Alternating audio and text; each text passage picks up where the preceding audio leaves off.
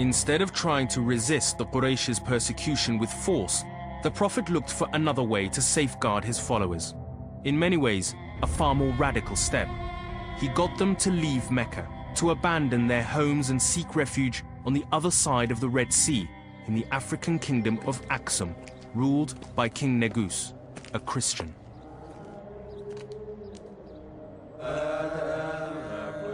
In 615 AD, a group of Muslims secretly left Mecca with their families and settled in a refugee camp in what is now modern-day Ethiopia.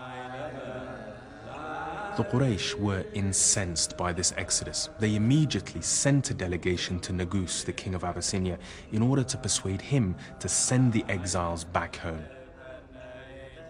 Negus the king summoned the leader of the Muslims in order to explain, and after telling the king that Muhammad was in fact the prophet of the one true God, he famously began to recite a verse from the Quran. The verses he read described the virgin birth of Jesus and described him to be a prophet of God. The words worked their miracle, and Negus, the king of Abyssinia, was moved to tears and allowed the Muslims to stay. Back in Mecca, the Quraysh began to turn the heat up on Muhammad and his remaining followers.